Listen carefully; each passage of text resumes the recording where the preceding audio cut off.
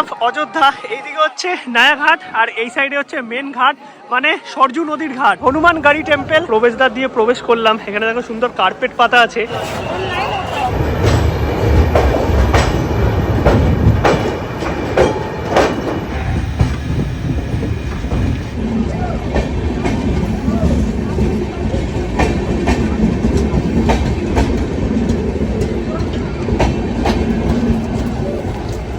Good morning, সুপ্রভাত সবাইকে। ঘড়িতে সময় এখন সকাল 9টা। আমরা আছি রাম জন্মভূমি অযোধ্যা ধামে। আজকে সকালেই অযোধ্যা এসছি, মানে অনেকদিন ধরে প্ল্যান ছিল আসবো।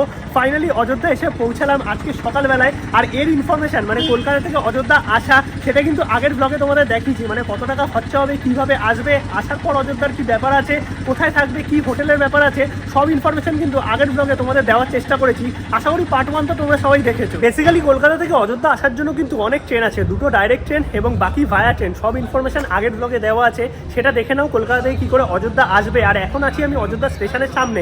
স্টেশন থেকে কিন্তু জাস্ট কয়েক মিনিট হেঁটে তোমাদের রাম মন্দির পৌঁছাতে হবে, তাই আলাদা করে টোটো নেওয়ার দরকার আছে বলে আমার মনে হয় না। বাট তোমাদের সাথে যদি বয়স্ক মানুষ থাকে অথবা অনেক লাগেজ থাকে, তাহলে কিন্তু তোমরা টোটো নিতে পারো। আর স্টেশন থেকে বেরিয়েই প্রচুর হোটেল আছে।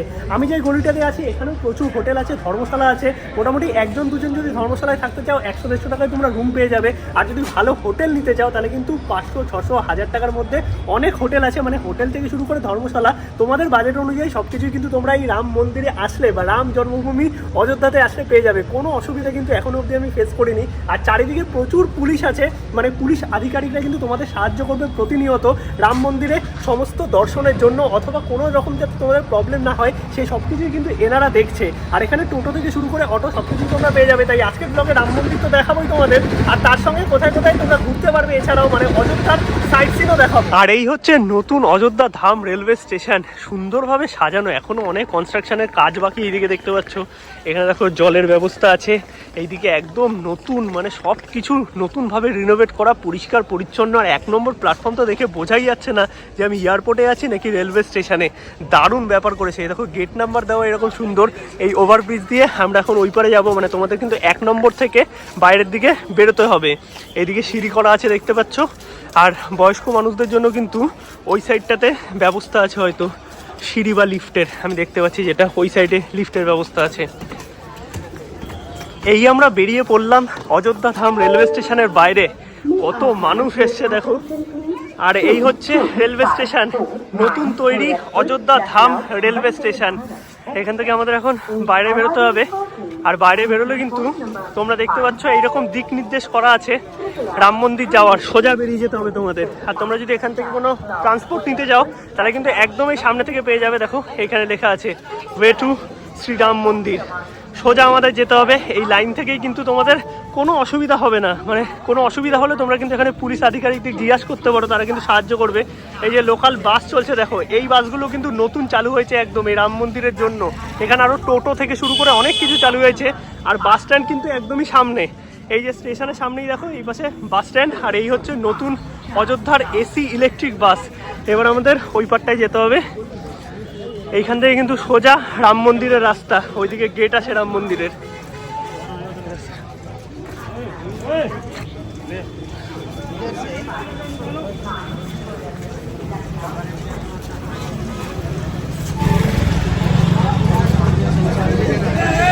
এই আমরা রোডটায় ঢুকলাম। এইখানে কিন্তু প্রচুর দেখো খাবারের দোকান আছে, তোমরা ব্রেকফাস্ট সেরে নিতে পারবে।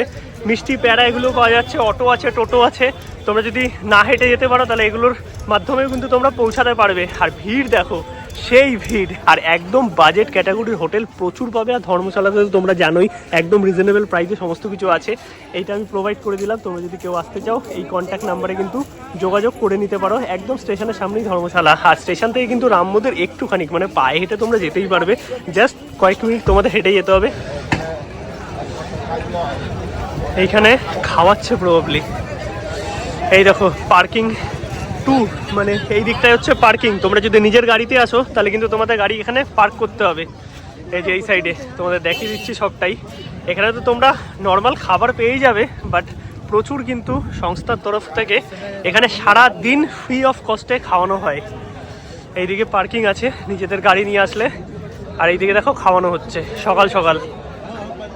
এই যে এই সংস্থা থেকে এখানে কিন্তু খাওয়ানো হচ্ছে একদম গরম গরম। এইদিকে দেখো রান্না চলছে।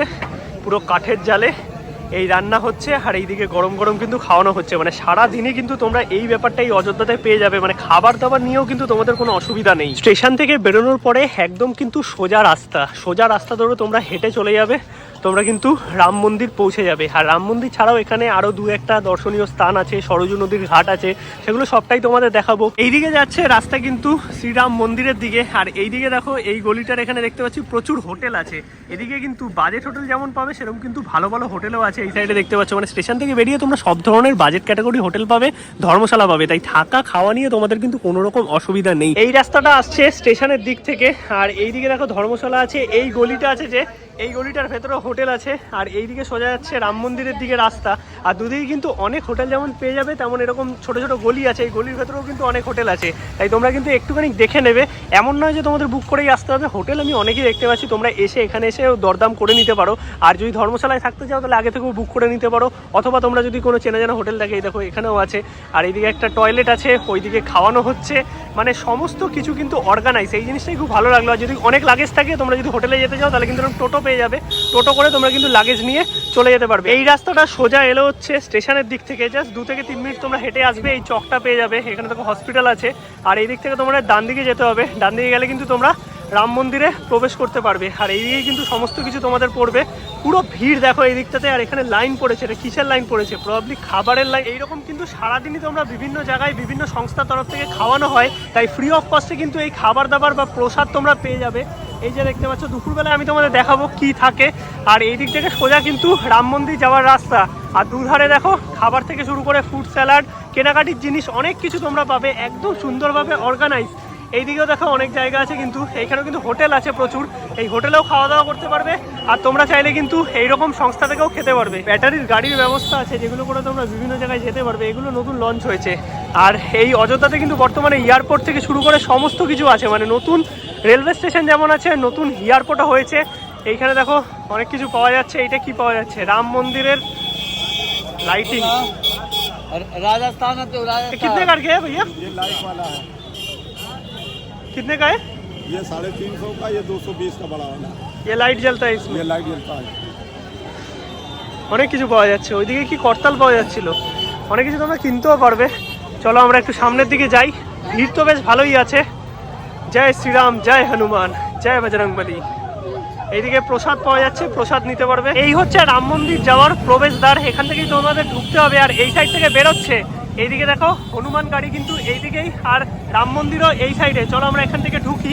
আর এই দিক থেকে ঢুকে কি প্রসেস আছে, ব্যাগ কোথায় রাখবে, তোমরা যদি একদিনে ফিরে যেতে চাও তাহলে সেই ব্যবস্থা দেখাবো। আর যদি তোমরা হোটেল নাও তাহলে তো ব্যাগ ভেতরে রেখেই আসতে পারবে। এই দিকটা দিয়ে আগে ঢুকি, তারপর তোমাদের দেখাচ্ছি স্টেপ বাই স্টেপ। কিন্তু পুলিশ আধিকারিকরা আছে সমস্তটা গার্ড করার জন্য।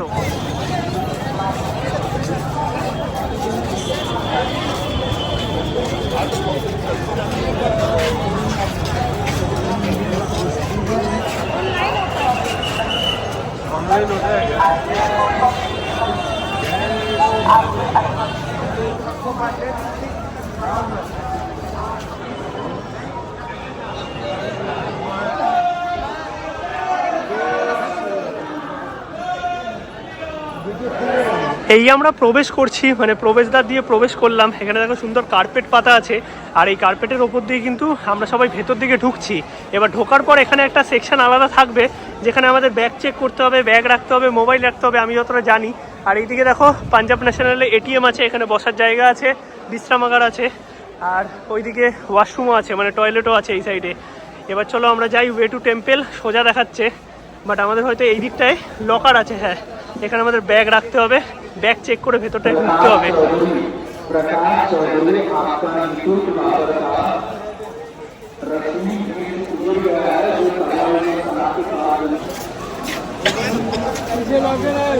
এইখানে দেখো বিভিন্ন জায়গায় এরকম কাউন্টার করা আছে, 1 নম্বর 2 নম্বর 4 নম্বর করে। এখান থেকে কিন্তু ব্যাগ স্ক্যান করে আমাদের ভেতরে ঢুকতে হবে। এই যে এখানে দেখো ব্যাগ স্ক্যান হচ্ছে, এই স্ক্যান করে আমাদের ভেতরে ঢুকতে হবে। তারপরে ব্যাগ আর মোবাইল কিন্তু অন্য জায়গায় রাখার জায়গা আছে, সেটাও তোমাদের দেখিয়ে দিচ্ছি আমি।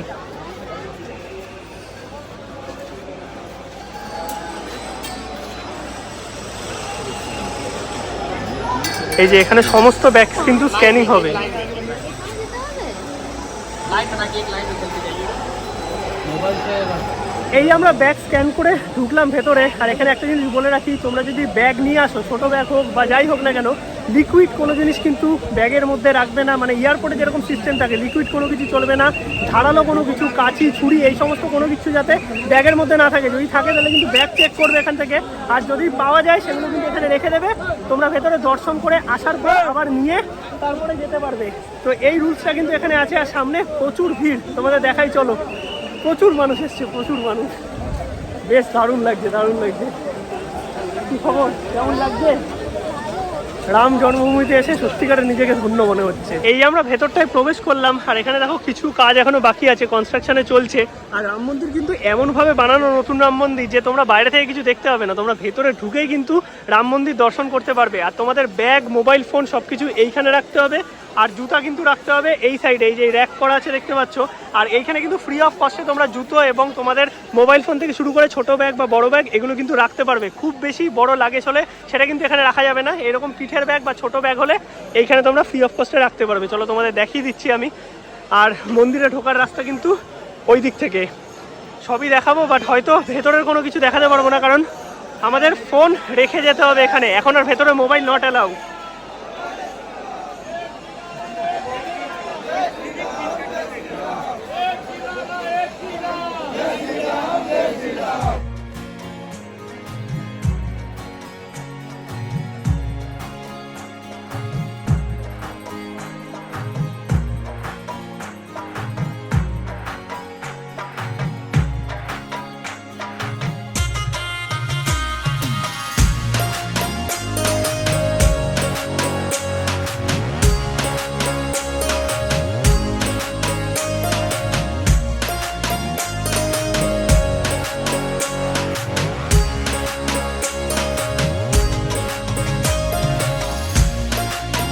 দর্শন করা আমাদের কমপ্লিট। আর এখন বেরোলাম, বেরিয়ে এই মোবাইলটা নিলাম। এইটা হচ্ছে এক্সিট গেট। আর এক্সিট করার সময় কিন্তু তোমরা আর কি ওই পাশ থেকে লকারে জিনিস রেখেছিলে, তোমাদের এই বেরোনোর সময় এই পাশ থেকে কিন্তু লকার থেকে জিনিস নিতে হবে।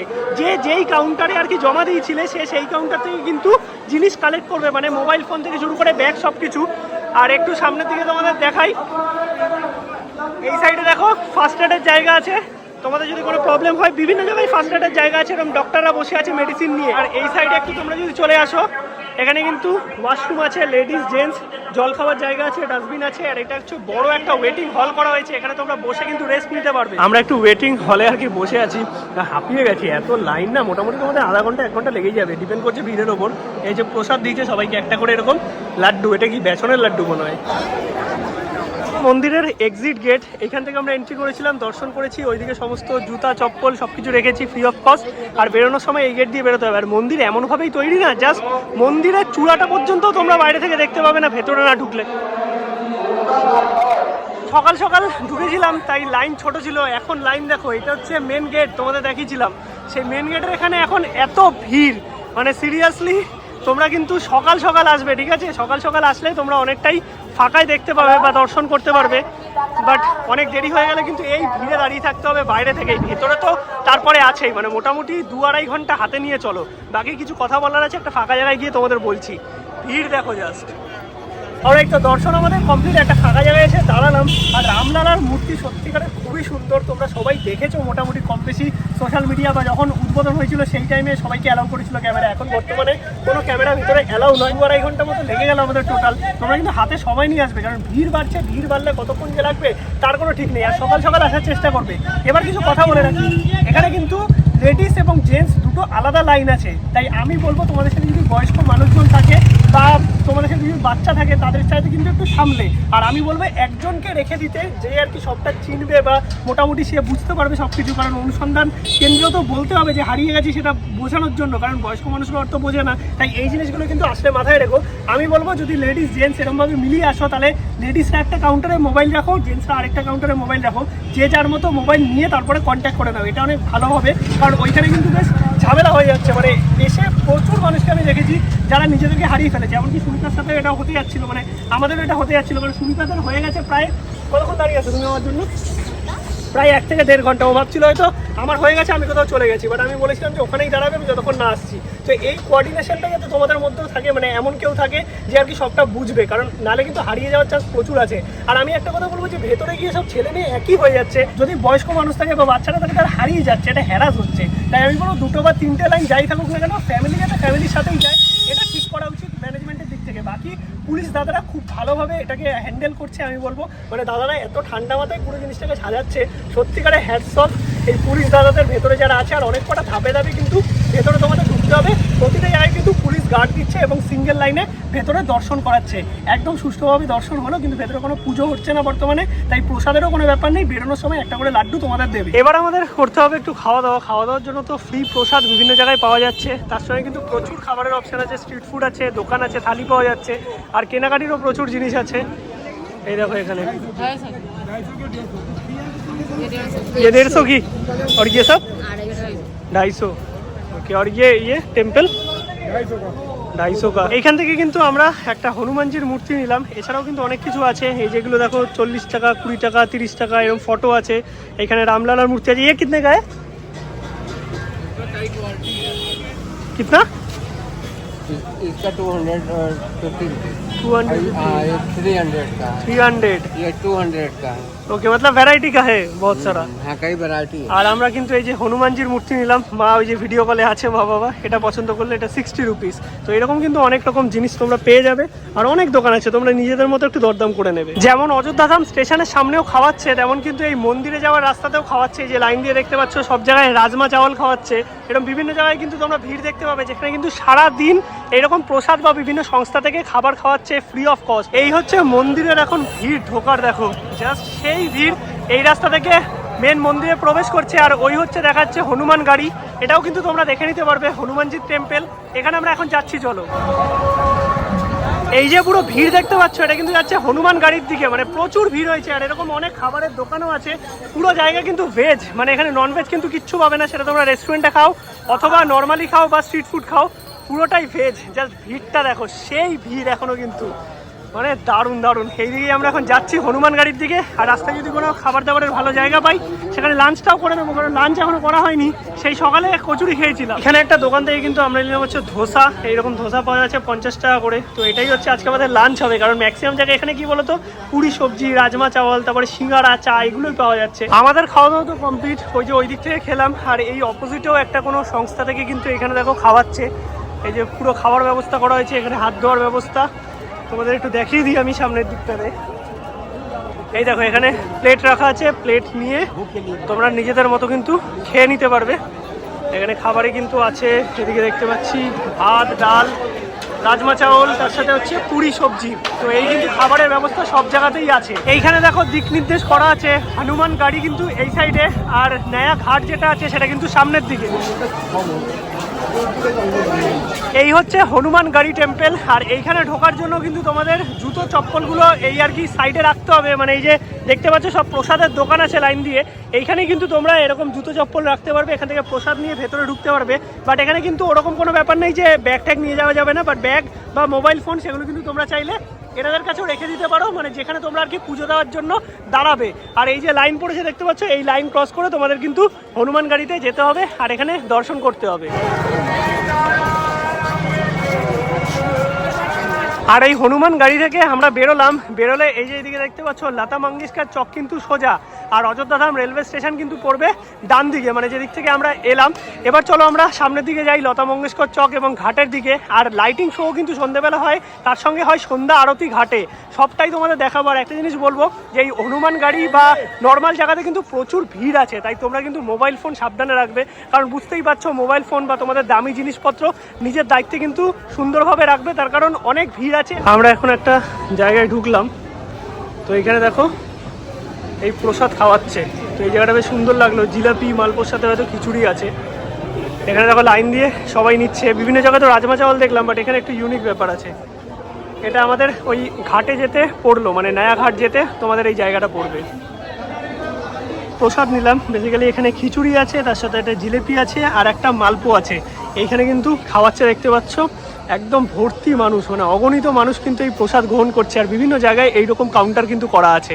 আসার পর থেকে সকালের ব্রেকফাস্ট, দুপুরের লাঞ্চ, ইভিনিং স্ন্যাক্স এবং ডিনার, মানে সব কিছু কিন্তু এখানে বিভিন্ন জায়গায় খাওয়ানো হচ্ছে। তো সেখান থেকেই প্রসাদ নিতে পারবে। এরকম পেছনে অনেক কাউন্টার এখন খুলছে, এখন বাজে ঘড়িতে 4টে মতো। আর এখানে দেখো মহর্ষি বাল্মীকি ইন্টারন্যাশনাল এয়ারপোর্ট, লখনৌ, গোরখপুর সব কিন্তু এই সাইডে। আর এয়ারপোর্টও কিন্তু নতুন হয়েছে অযোধ্যাতে। চলে আসলাম লতা মঙ্গেশকর চকে। আর এখানে দেখতে পাচ্ছ সুন্দর একটা বিনা স্ট্যাচু আছে। এই দিকটা লখনৌ চলে যাচ্ছে। এখানে দেখো বাসও আছে। তোমরা যদি অযোধ্যা থেকে বিভিন্ন জায়গায় যেতে চাও তাহলে কিন্তু বাস ধরতে পারবে। আর ঘাট কিন্তু পড়বে এই সাইডে। কিছু আর কি দর্শনীয় স্থান আছে, এই সাইডেও কিছু দর্শনীয় স্থান আছে। আর এখানে পুলিশ দাদারা কিন্তু প্রচন্ড ফ্রেন্ডলি। আমি জিজ্ঞাসা করলাম, বললো পুরো জায়গাটাই ঘুরতে পারবে, এই দিক থেকে শুরু করো, পুরো একদম ঘুরে ওই সাইড থেকে চলে আসবে। আর এই হচ্ছে লতা মঙ্গেশকর চক। আর তার ঠিক সামনেই হচ্ছে রাম কি পরি। এটাই কিন্তু নয়া গঙ্গার ঘাট, মানে নয়া ঘাট যাকে বলে আর কি। তো চলো ভেতরে যাই, তোমাদেরও দেখাচ্ছি। আর এখানে কিন্তু অনেক দর্শনীয় স্থান আছে যেগুলো তোমাদের ঘুরে ঘুরে আমি দেখানোর চেষ্টা করব। চলো ভেতরে যাওয়া যাক। প্রচুর মানুষ কিন্তু এখানে দেখতে পাচ্ছ।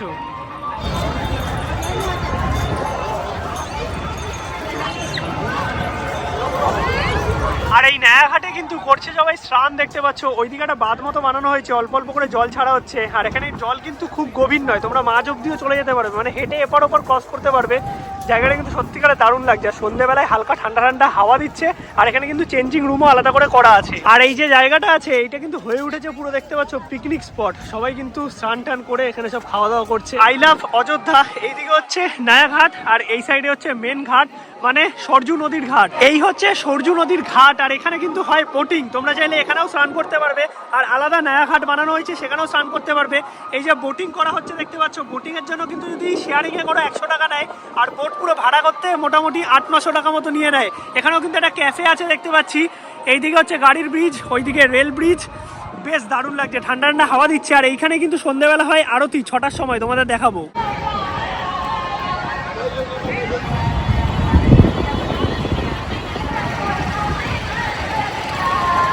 এখন আমরা এই সরজু নদীর পাড় দিয়ে একটু হাঁটছি, কন্টিনিউ বোটিং হচ্ছে দেখতে পাচ্ছি। আর কি কি আছে তোমাদেরও দেখানোর চেষ্টা করছি। আর এই ঘাটের পাশেও কিন্তু অনেক মন্দির আছে ছোট ছোট দেখতে পাচ্ছি, তোমরা চাইলে এগুলো দর্শন করতে পারো। আর এই আরতি কিন্তু এই সরজু নদীর ঘাটেই হয় 6টার সময়। এখন 5টা বাজে, 1 ঘন্টা সময় আছে। চলে আসলাম এখন আমরা এই সাইডের ঘাটে। এই হচ্ছে সরজু নদীর মেন ঘাট বা আরতি ঘাট বলতে পারো। এইখানে কিন্তু আরতির প্রিপারেশন চলছে, 6টার সময় শুরু হবে। এই ঘাটেও বোটিং হয়, ওই দিকের ঘাটেও বোটিং হয়। আর স্নান কিন্তু দু জায়গাতেই তোমরা করতে পারবে, চেঞ্জিং রুম সব জায়গাতেই আছে। এইখানে কিন্তু আছে দুটো পার্ক, তার সঙ্গে তুলসী ঘাট। আমরা এই তুলসীদাস ঘাটে যাব এখন, ছিলাম হচ্ছে সরজু নদীর ঘাটে। আর এই দিকটা হচ্ছে হেলিপ্যাড আছে। কোনো পার্কের গেট কিন্তু খোলা নেই, এই দিকের পার্কও বন্ধ, এই দিকের পার্কও বন্ধ, টিকিট কাউন্টারও বন্ধ। এখন আমরা যাচ্ছি সোজা তুলসীদাস ঘাটে। এইটা হচ্ছে তুলসীদাস ঘাট। আর এখানেও কিন্তু দেখতে পাচ্ছ অনেকে স্নান করছে, বোটিং হচ্ছে। আর সরজু নদীর ঘাটের পাশের ঘাটটাই কিন্তু তুলসীদাস ঘাট। বাট আরতি কিন্তু হয় সরজু নদীর ঘাটে। আর ওখানে আরতি শুরু হয়ে গেছে প্রবাবলি।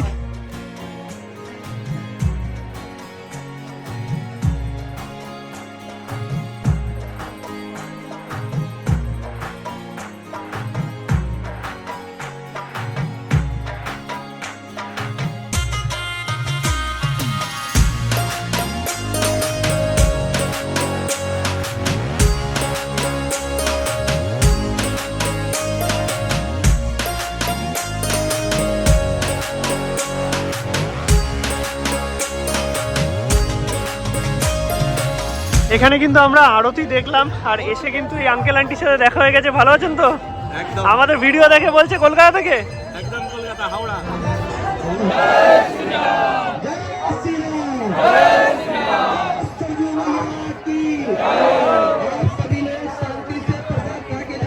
মেন ঘাটে তো তোমাদের আরতি দেখালাম। আর এই নয়া ঘাটে কিন্তু হয় হচ্ছে আরতির পরে লাইটিং শো, সেটাও তোমাদের দেখাচ্ছি।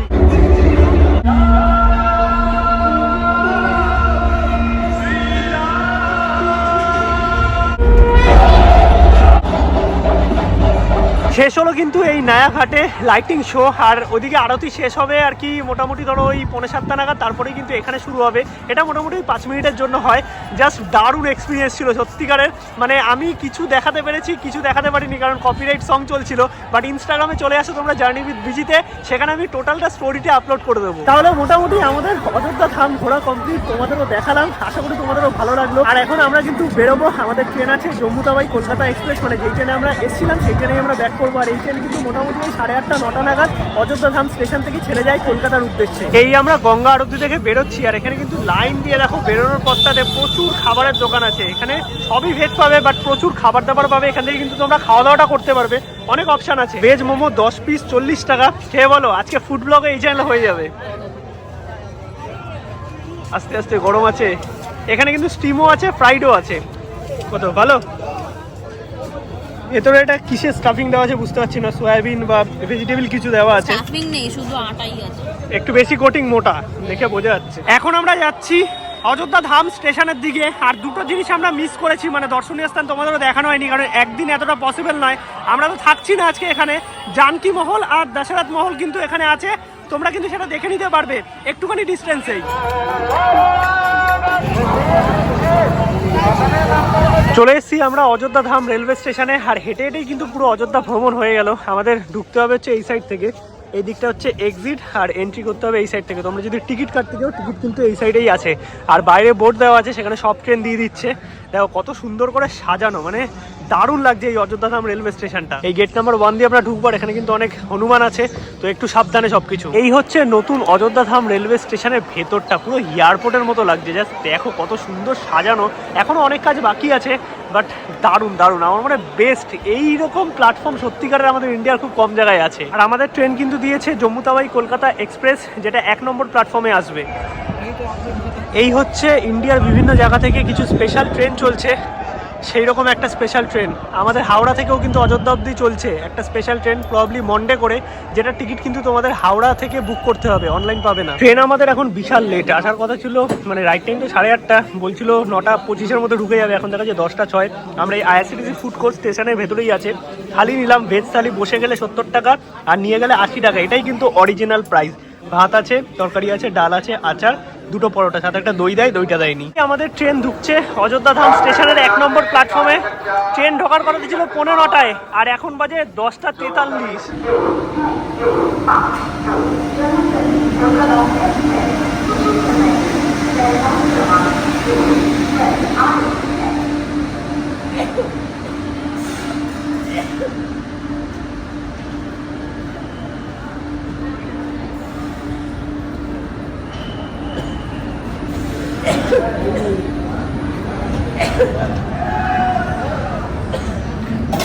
ছেড়ে দিল কিন্তু আমাদের ট্রেন এই অযোধ্যা ধাম রেলওয়ে স্টেশন থেকে। আর ট্রেন কিন্তু মোটামুটি ঠিকঠাকই আছে আপাতত, কিন্তু খুব ভিড় নেই, যে যার সিটেই আছে। একটু ভিড় আছে, যেটা হবেই, তার কারণ লোকালেও তো অনেকে মানুষ যাবে, মানে জেনারেল যেহেতু 3টে, তাই কিছু বলার নেই। উঠবে আরও অনেকে।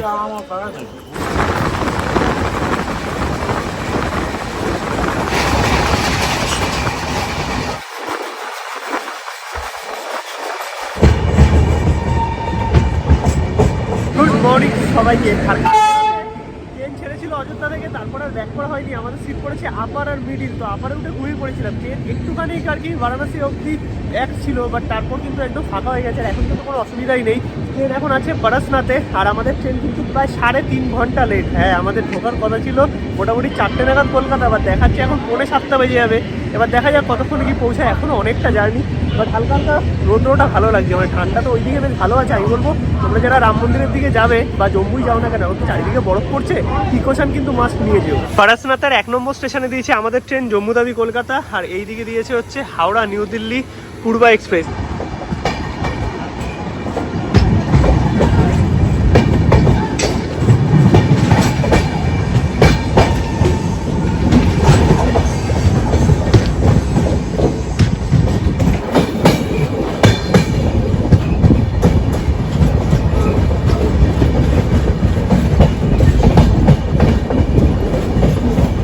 দুপুরের খাবার নিয়ে নিলাম ট্রেন থেকে, এই আন্ডা বিরিয়ানি, বললেও আন্ডা বিরিয়ানি, এটা তো আর আন্ডা বিরিয়ানি নয়, আন্ডা আর ভাত বলতে পারো।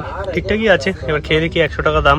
আর এখানে একটা জিনিস দেখলাম, এই ট্রেনে 180 টাকা ভেজ থালি, আর এক থালির দাম 160 টাকা। যদিও একটা রেটও আর কি আইআরসিটিসির চার্ট মেনটেন করে নয়, বাট এত দাম কেন সেটাই জানি না।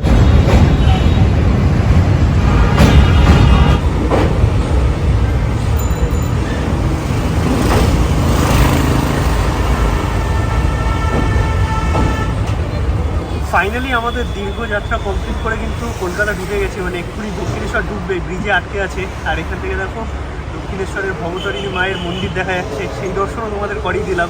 আর ট্রেন কিন্তু প্রায় 3.5 ঘন্টা লেট আমাদের। অলরাইট, তো মোটামুটি এখন ঘড়িতে সময় 6:30, আর প্রায় 3.5 ঘন্টা বাদে আমরা কিন্তু এসে পৌঁছালাম দক্ষিণেশ্বর।